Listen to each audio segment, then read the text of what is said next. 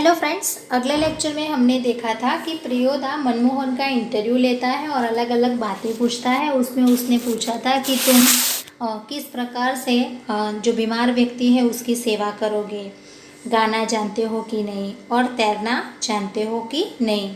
तो वो गाना जानता है लेकिन तैरना नहीं जानता था, तो उसने उत्तर बताया जी नहीं। प्रियोदा ने सूर्य नारायण नाम का सदस्य से कहा, सूरज मोना तैरना नहीं जानता। क्यों ऐसा बताया? क्योंकि आगे हमने कैरेक्टर में देखा था कि सूरज एक पहलवान है और अच्छी तरह से तैरना भी जानता है, यानी कि मनमोहन को तैरना सिखाना है। तब उसकी मजाक उठाता हुआ वो बोलता है कि सीख जाएगा, एक दिन उठाकर पानी में फेंक दूंगा, खुद ही तैरने लगेगा। अर्थात वो ऐसा करेगा नहीं, लेकिन ऐसी मजाक उड़ाता है और कहता है कि मैं उसको तैरना सिखा दूंगा। सभी हंसे, यानी कि सारे टीम के जो सदस्य हैं वो मजा करने लगे, हंसने लगे। सूर्यनारायण पढ़ने में कमजोर है लेकिन शरीर उसका मजबूत है, रोज 100 दंड बैठक करता है। उसके साथ ही सूरज पहलवान कहते हैं उसको, यानी कि ये उसके कैरेक्टर की बात है कि वो कमज़ोर जरूर है पढ़ाई में लेकिन मजबूत है, हर रोज़ एक्सरसाइज करता है और पहलवान के नाम से उसे सब जानते हैं। दल के सदस्यों को तैरना सिखाना उसी का काम है, यानी कि ये ट्रेनिंग इस प्रकार की देता है कि बाकी जो सदस्य है उसको तैरना सिखाने का काम करता है, क्योंकि वो अच्छी तरह से तैरना जानता है। और उस दिन सभी ने नए सदस्य मोना यानी मनमोहन से गीत सुनने की इच्छा प्रकट की। मनमोहन पहले लजाया, क्योंकि नई टीम थी इसलिए शुरू में थोड़ा शर्माया कि मैं नहीं गा पाऊंगा, किंतु जब प्रियोदा ने आग्रह किया तो उसने खखाकर गला साफ किया।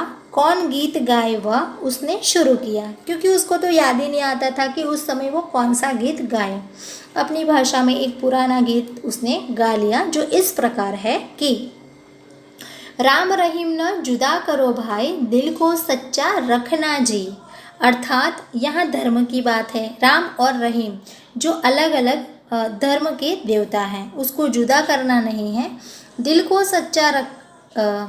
को सच्चा रखना जी। अर्थात कि सब एक है, सब धर्म समान है, हर एक इंसान जो भी हो हमें मिलजुल कर अच्छी तरह से एकता से रहना चाहिए।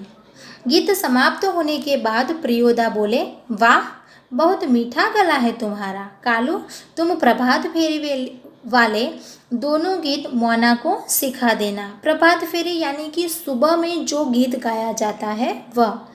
वैसे सब घर में होते हैं और जब वो लोग आश्रम के लिए दान लेने के लिए जाते हैं, गली गली भटकते हैं, तो दो तीन मीठा गीत सुनाते सुनाते जाते हैं। वो गीत मोना को सिखाने का काम कालू को सौंप दिया, क्योंकि उसका गला बहुत सुरीला था।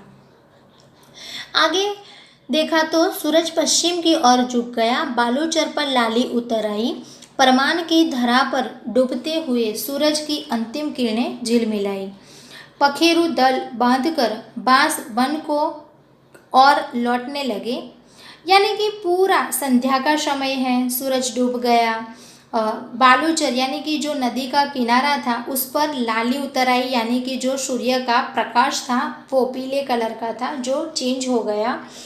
और ओ परमान की धारा पर डूबते हुए सूरज की अंतिम किरण झिलमिलाई, यानी कि बिल्कुल अंधेरा होने वाला था। पखेरु यानी कि जो पक्षी थे अपने अपने घोंसले के अंदर चले गए, जाने लगे। तभी प्रियोदा के दल के सभी सदस्य पंक्ति बांधकर लौटे, यानी कि लाइन में एक रो में घर की तरफ निकल गए। पुल के पास एक गाड़ीवान तन्मय होकर गीत गा रहा था, यानी कि एक गाड़ी के पास एक व्यक्ति बैठा था पुल के पास और एक गीत गा रहा था।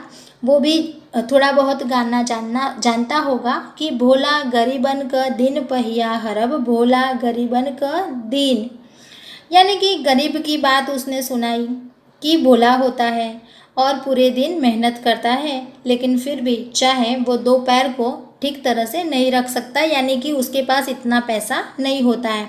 ऐसी अपनी भाषा में थोड़ा टूटा फूटा गीत गा रहा था। सूरज ने भी उसी सुर में सुर मिलाकर गाना शुरू किया, यानी कि उसकी नकल करने लगा, एक टाले लोटा छल बेला छल तीन पनिया पिबेत काल लोटा लेलक छिन। जैसे तैसे उसने पंक्ति बना ली और गीत बेसुरा गाने लगा। कृत्यादंजा ने कहा विद्यापति की लाचारी, अर्थात जिसको गाना नहीं आता है उसको लाचारी कहा जाता है। तो विद्यापति की लाचारी ये थी कि वो अच्छी तरह से नहीं गा पाता था, यानी कि उसका गला बेसुरा था। लाचारी लाचारी ट्राई, यानी कि दूसरी बार ट्राई कर लो कि अच्छी तरह से गाना आता है कि नहीं। इस तरह से एक दूसरे की मजाक उड़ाते हुए आगे निकल पड़े। बालूचर के उस पार से किसी ने फायर किया। एक पखेरु बालू पर गिरकर चटपटाने लगा। उसका जोड़ा विकल होकर बहुत देर तक रोता रहा। मटमेल अंधकार में एक अर्दली नुमी आदमी दौड़ा हुआ आया और मरी हुई चिड़िया के डैने को पकड़कर चिल्लाया, मिल गया हुजूर। यानी कि कोई शिकार करने आया था। नदी के उस किनारे पर फायर हुआ और पखेरु यानी कि पक्षी अपना पंख छटपटाता हुआ नीचे गिर पड़ा और जोड़ा विकल गया, यानी कि उसकी जोड़े का जो पक्षी था, पखेरु था, वो जोड़ा टूट गया।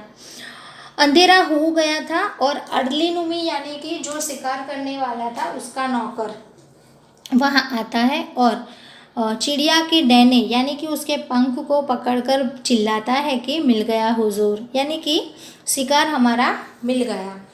तभी इब्राहिम बोला, सब डिप्टी साहब की अर्दली है, साला भारी खचड़ा है। साला जो एक गाली ही कहा जाएगा, वैसे तो हम बोल देते हैं ऐसे ही साला, लेकिन यहाँ गाली मानी जाती है। तो इब्राहिम वहाँ गुस्सा करता है और सब डिप्टी साहब को गाली बोलता है कि इस प्रकार उसे शिकार नहीं करना चाहिए।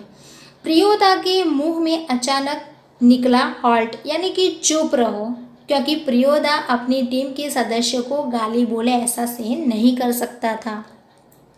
तब इब्राहिम को अपनी गलती का एहसास हुआ। दल का नियम है कि कोई सदस्य किसी किस्म का अपशब्द या गाली मुंह से नहीं निकालेगा। इब्राहिम ने तुरंत सिर झुकाकर दल के नायक प्रियोदा और सदस्यों से माफ़ी मांगी। बात यह है कि साले ने माफ़ी मांगने के बाद भी उसका स्वभाव ही ऐसा है कि वो फिर गाली बोलता है, यानी कि बोलना नहीं है लेकिन उसके स्वभाव में वो आ जाता है। तब जाकर सभी हंस पड़े, लेकिन प्रियोदा ने गंभीर होकर कहा, इब्राहिम यह तुम्हारी 8वीं गलती है, 10 होते ही हम तुम्हारे साथ नहीं रहेंगे। यानी कि टीम का नियम है कि 10 बार जो गलती करेगा उसके बाद वो उस टीम का सदस्य नहीं रहेगा, यानी कि इब्राहिम को निकाल दिया जाएगा। आगे बताया है कि इब्राहिम ने पूछा, लेकिन सरकारी अफसरों को गाली देने में क्या हर्ज है, क्योंकि वो बोलते ही रहते हैं। तुम्हारा मुंह खराब होगा, उनका कुछ ही नहीं बिगड़ेगा। यानी कि ऐसे जो लोग होते हैं बोलते रहते हैं तो उनका कुछ नहीं बिगड़ेगा, तुम क्यों बोलते हो। मगर वे जो गाली देते हैं वे ही क्यों, बहुत लोग गालियाँ बकते हैं। यानी कि कहने का तात्पर्य यह है कि बहुत सारे गाली बोलते हैं तो क्या हमें भी गालियाँ बोलनी चाहिए, हम उनके जैसे क्यों होंगे। इसलिए वो बोलेंगे तो उनका मुंह खराब होगा, हमें गाली नहीं बोलनी चाहिए या अपशब्द नहीं बोलना चाहिए। नहीं प्रियोदा, आप इब्राहिम को नहीं समझा सकिएगा, वह महीन बार देरी से बुझता है। मैं समझा देता हूँ। देखो इब्राहिम, इस क्लब का मेंबर रहना है तो उसके रूल्स को मानना होगा। नियम है कि कोई सदस्य आपस में बातचीत के सिलसिले में भी कोई खराब शब्द नहीं बोलेगा, जानते हो ना, बस बात खत्म। यानी कि दूसरे जो सदस्य थे उसने समझा दिया कि इस प्रकार का अपशब्द या गाली नहीं बोलना है। सहुआइन धर्मशाला के पास आकर सभी ने एक दूसरे से विदाई ली। कालू ने कहा, मोना तू रास्ते में डरेगा, मैं जानता हूँ, चल मैं पहुँचा दूँ। यानी कि कालू मनमोहन का पक्का मित्र है तो जानता है कि ऐसे रास्ते में उसको थोड़ा बहुत डर लगेगा क्योंकि रात को अंधेरा हो गया है। तभी वो कहता है कि मैं तुम्हें छोड़ने आता हूँ। लेकिन प्रियोदा उससे बातचीत करना चाहता था, नया सदस्य था, इसलिए कहता है कि मोना डरता है। मैं उसे पहुंचा दूंगा, तो घर जा कालू। यानी कि प्रियोदा मनमोहन को घर छोड़ने के लिए जाता है।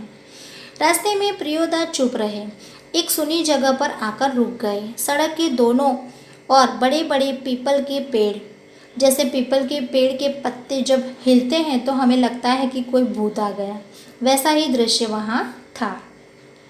दोनों और बहुत दूर तक खंडहर और मैदान थे, यानी कि टूटा फूटा मकान था और मैदान था।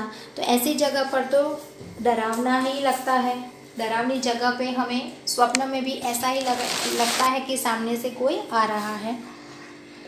पास के एक उजड़े हुए मकान की ओर इशारा कर प्रियोदा ने कहा, जानते हो, इस घर में कभी मुर्दों की चीरफाड़ होती थी। पोस्टमार्टम हाउस था यह, यानी कि जो लोग मर जाते हैं उसका पोस्टमार्टम किया जाता है, इसलिए वहाँ ज़्यादा रात को लोग डरते हैं।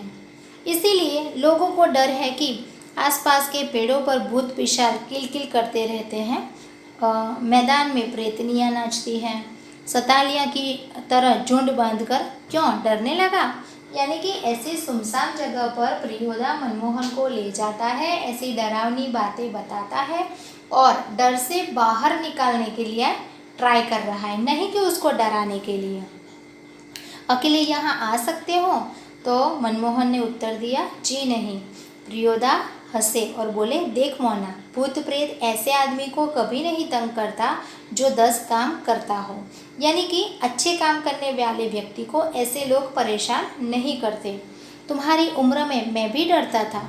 मेरे गुरु महाजन ने मुझसे हंसकर कहा था कि 10 का काम करने वाला खुद भूत होता है।